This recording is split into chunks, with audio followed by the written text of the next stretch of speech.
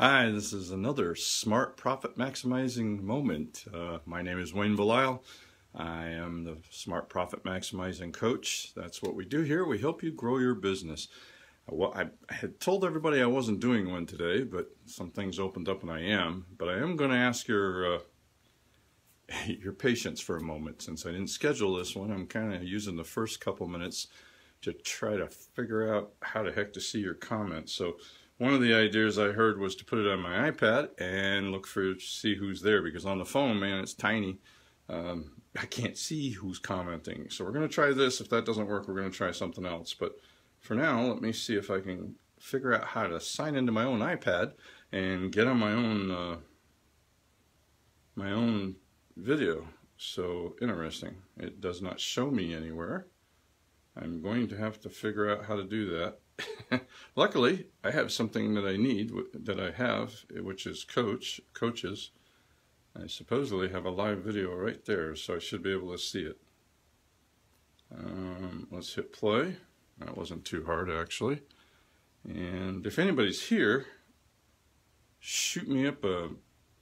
What I wanted to try to do is be able to see who's here, and on the little tiny phone. I'm getting old, I got glasses, you know, but I can't see it very well, so I wanted to try to see the comments. But I'm having a heck of a time just getting it, and I'm not a Facebook person. So I've turned down the volume so I don't see it, but I'm not seeing anything anyways. There we go. Man, if anybody knows how to do this, I got some people I can ask. Not a big deal, I'm just kind of trying to figure out where we're at. Well, let's just move on and we'll work on this another time. Anyways, I said the two most important words in business. What are they? Let me get myself in the middle more. I tend to move. I have to teach these standing up or else I just fall asleep. Not really, but I don't have the same kind of energy. Look, in your business, let's go straight to our topic while my iPad decides why it doesn't want to do anything. In every business, most businesses, not every, because some have learned the secret of what the two most important words are. Most businesses I call start off the month and I say they run the taxi model. What's a taxi model? Well, I pick up a fare, I deliver them, I get paid. Well, great, but now I got to go find the next fare. I'm basically at zero, nothing, you know, if I don't work, I don't get paid. It's simple as that, all right? The problem with that, like I said, is you're always hunting for the next job. All right. What if on the first of the month you received enough prepaid orders or money, service contracts, whatever, to basically cover your overhead every month? Instead of being in a taxi model, you start the month where any new business you get is pure profit. All right. That two important words in business is recurring revenue. Let me give you a story. I had a client of mine, they manufacture equipment for water treatment plants. And he went through one of the downturns and got creamed. I mean, he was running $250,000, $500,000 pieces of equipment, and the economy went boom and a crash and dried up, gone. He did all the things you normally do. First you panic, then you start returning merchandise because you're not going to need it that you bought for orders that have been canceled, laying off people. It was really just him and his partner before it was all said and done. And what he did, though, rather than close the doors or struggle, is he started going back to the customers he had. Watch yesterday's, all right? Yesterday I talked about doing sales to current customers. And that's exactly what he did. He went back to customers that he had in the past, and he sat down and said, can I service the equipment he put in needed to be serviced. It needed supplies every month to clean the water going into the manufacturing process. So he identified what they needed, and since he had put in the machines, he knew them better than anybody else and knew they needed what they needed. So very short amount of time, he basically was covering his overhead, which he had reduced. We're going to talk about that in a future one of these moments, where we're talking about controlling your overhead so you can, first of all, put more money in your pocket at the bottom, but if you have a downturn, you can survive much more easily, all right? He got to a point where he was literally paying his overhead on the first of the month with the reoccurring maintenance contracts that he had. When the economy turned around, it took a couple, 3 years, but when the economy turned around, those orders started coming in again, they were all gravy, and his business is taking off. And he knows from experience that he's not worried. The economy turns down, he's got now more than that. Makes a profit just from the service contracts. So recurring revenues. I did pretty much the same thing as a CPA, getting people to pay me in advance. There's a lot of different things I'm not going to get into, but you can do a lot of things. I sat down and wrote down a list of all the benefits that are out there. I already mentioned this one. Even during slow months, you still have money coming in. It lowers the risk of economic downturns, talked about that. Provides ongoing payments for work that's you already performed. Right? You did the work. It's kind of like a warranty, but it might not work in your business, but think about it. There's always a way. It provides it makes it easier to recruit new employees due to the cash flow certainty. It's a problem with bringing in people. Well, I need a person, but I'm fairly struggling now, so I'll hire somebody based on the fact that if they come in, they can free me up so I can go out and get work.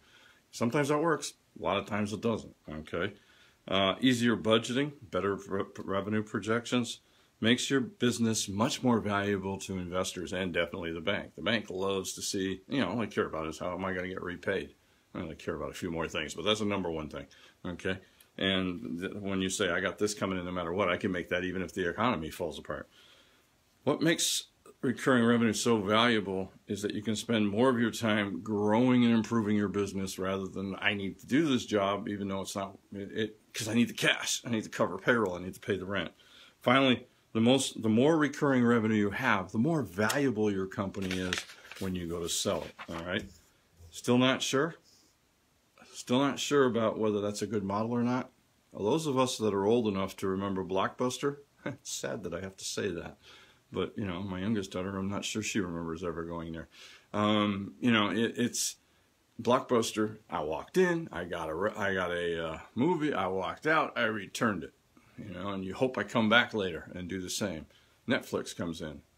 Whatever the heck it was back then, $8. Now I think they're going up to 14. Whoopee. It's a monthly recurring revenue stream. And look what it's done. They've grown dramatically. There's really 5 types of recurring revenue. I'm going to cover these fast because, just to kind of help you with them. Level 1 is repeat customers. So we're going to talk about that. I said it yesterday. How do you get customers to come back more often? We're going to spend some time on that. Level 2 is just based on recurring revenue with all the advantages above, but think of insurance companies that bill every month. All right. It's not really the same, but it's like you have something that you're going to bill every month, a coaching program that you bill monthly. Okay. Level 3 is recurring revenue with a contract. Think cell phones. All right. Yeah. Try to get out of one of those. It isn't that easy. Okay. So it's an extra added. Level 4 is what we call sequential revenue. The idea is to create recurring revenue by pushing your customers to consistently upgrade. All right. Constant Contact is one I use, and they have a higher version. Dropbox, is another one. You got a free version, then you outgrow that, you got more. Okay. The 5th one is what we call the network effect. And that's the top of the line, really, if you can get that pulled off. That's going to take a lot of money and difficult, but maybe you can do it locally. Think eBay, PayPal, dating services, things like that. The best practices in recurring revenue, low pricing. Netflix came in with a low price. And they catch flack for a $2 increase because that's one of the biggest reasons people do it. Always stress benefits, sell recurring revenue, sometimes the tongue isn't with the brain goes faster. Selling recurring revenue always requires you to stress the benefits. Why is it in their best interest to pay you monthly? I used the advantage of a corporate tax return with all the year-end stuff, couple $1,000. It's a big bite. If you don't want to have that big bill, we can split it into monthly payments. Believe it or not, it works. Make it easy for them and make it easy for yourself. Only way I would do recurring revenue is automatically to a credit card or an ACH. And truthfully, in most cases, no contract is better. All right. One of the first things I hear from business owners when I talk about recurring revenue is, that won't work for me. That's not going to work in my industry. Don't say that. CPA firms always thought it wouldn't work for, and I saw this one CPA up in Washington State who put together almost all his practice was recurring revenue. And I talked to him, interviewed him actually, and he, man, was just over the moon about how it took all the stress out of his business. So, yeah, man, if a CPA firm can do it, you guys can do it. You just need to sit down and think about it. And if nothing else, call me. All right. I'm offering, half day, 3 to 4 hour one-on-ones where we can sit down and brainstorm this and many other things. I'd start with setting up a profit plan for you, looking at where you're at, helping you get your profits up from the business you have right now. But recurring revenue is definitely an area I'm always looking for when I'm coaching. So call me. I think I'm charging $497 for a half day, which since my hourly billing is around $220 to $250, I forget depends on what I'm doing. You can do the math. You're getting a deal. Okay. Also, make sure you like the page here. And I'm trying to figure out how to see comments. So, put your comments in. I'll work out the tech. One way or the other, I'll work out the stupid tech. So I can interact with you as we go. If nothing else, shoot me an email or an instant message, and I will get back to you. Takes time, but I will get back to you. My email is wayne@wjb-cpa.com. I'm working during the day, so I'm usually answering those on nights or on weekends. If you have something really important, star it for me so I see it.